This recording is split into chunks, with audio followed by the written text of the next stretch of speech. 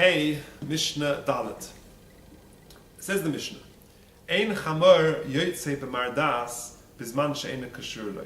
A donkey may not go out with a mardas, which is some sort of cushion, bizman she'ena kashur lo, when it's not tied on properly. This is alluded to. We mentioned this in the second Mishnah of this parak, and we noted there that the chamor is always very cold, so it needs lots of cushions and extra protection to keep it warm. And it mustn't go out if it's not tied properly before Shabbos. You're not allowed to tie it on Shabbos itself. If it was tied before Shabbos, then it's fine. But to tie it on Shabbos is a problem, like we mentioned in the second Mishnah, either because to tie it properly on Shabbos, you're going to be mishtamish b'balei chayim, you're going to lean against the animal, which is a prohibition on Shabbos, or because others said that it gives the impression that you're going on a journey on Shabbos, and that's not allowed. So therefore, the animal must not go out with the mardas if it's not tied properly.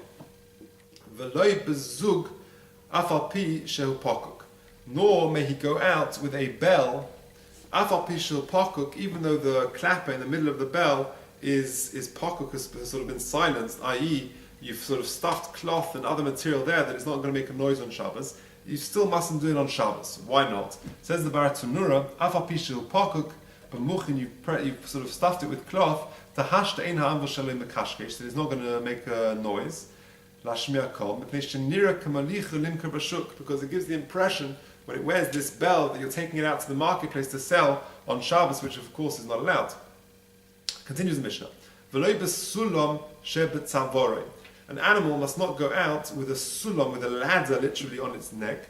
This is a ladder made, it's a sort of wood made in shesi v'oriv, length and breadth ways, and it's got the shape of a ladder, and you put it on the neck of the animal when the animal has a wound, and we're concerned that the animal will keep turning around and will bite or lick its wounds and will worsen it. And in order to prevent the animal from licking and hurting himself more, we put this sort of contraption on top of the animal to make sure that its head stays forward and he doesn't hurt himself anymore. V'lo b'ritzua sheberagloi, nor with a strap on its leg. The Baratunura says, "Behema shemaka ragleho zu bezu b'halichoson." When an animal walks, if this animal is walking and is sort of knocking its legs together, kamin tabash ritzua avo, you put this cloth between the legs, and you place it in the area where the animal's legs were knocking and causing abrasions, and therefore it would protect the animal. We just said. So the animal mustn't go out with this on Shabbos. Again, we're worried that these things might fall off and a person might come to carry it on Shabbos. Chickens must not go out. They're not allowed to go out with cords. Or with straps on their legs. Now what does that refer to? So the Baratunura says,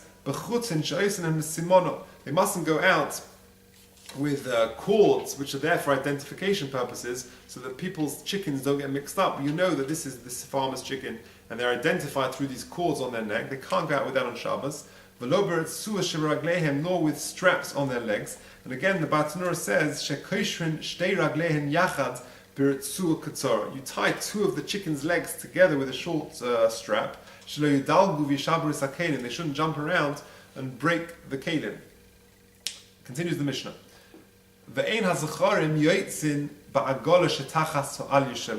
And male sheep, rams, mustn't go out with a little wagon which is there to sort of carry its tail. The Baratunura says, a little wagon, you tie under and you place underneath the tail of the animal, because its tail of the ram is very large, that it shouldn't get hurt by stones and boulders and the like. Rashi also gives the explanation that the tail of the sheep doesn't have a bone in it, and therefore, because it's quite big, it's heavy, and therefore it drags on the ground, and when it drags on the ground, it's quite likely to get bruised or torn or the like, and therefore they would rest it on this sort of little contraption, a nagola, in order to walk around. And since this is a shmiri yasera, this is sort of an excessive protection, that would be considered a masa on Shabbos and not allowed. Continues the Mishnah. Ve'ein harachelim yotzois chanunos. Rachelim, sheep, female sheep, use are not allowed to go out with chanunot. So what are they? So the Bartanura says something amazing. The Bartanura says, Eitz echol yesh sheshmo yachanun. There's a certain tree called the yachanun tree, others call it the chanun tree, and mevi'in kisei mimenu. You bring a little chip, a little piece of wood from this tree, umanichin lo b'choitma, and you place it in the nose of the animal, kedei shetis'atesh, that it would sneeze, v'yiplu ha'teloim shebereisha, and when it sneezes, it moves its head very quickly, and it will get rid of all the worms that have collected in the animal's head. Now, why is it dafka the women, where the ewes, they have this contraption, they have this little bit of wood to make it sneeze so they would get rid of the worms? What about the Zacharim? So it says the Bartanur, the Zacharim ain't strichin lasos kain. They don't need to do that. Why? Because boys will be boys, and the Zacharim are going to play around, they're going to fight, and they're going to knock against each other, and through that, the Teloim are going to fall away anyway, so you don't need it. So it's dafka the ewes and not the rams. Says the Mishnah further, Ve'ein ha'egel yotzei begimoin. An egel mustn't go out with a gimoin, which is some sort of yoke. Says the Bartanura, kamin oil shel gemi. It's made out of gemi, of rubber. That when the calf is young, we put this yoke on it as a small yoke, sort of so that it bends its head down to train it that when the animal is older, that's the position it's going to have to take when it takes a bigger, proper yoke. Finally, says the Mishnah, Parosei shel Rabbi Elazar ben Azariah, the cow of Rabbi Elazar ben Azariah, Hoisi Yotzal b'Ritzua shebein kanei, did go out on Shabbos with this strap between its horns, shelo b'rotzen chachomim, against the consent of the chachomim. So the Bartanura says from the Gemara, lo shelo hoisa, it wasn't actually his cow, so why is it attributed to him? It was the neighbor's cow. So why do we call it the para of Rabbi Elazar ben Azariah?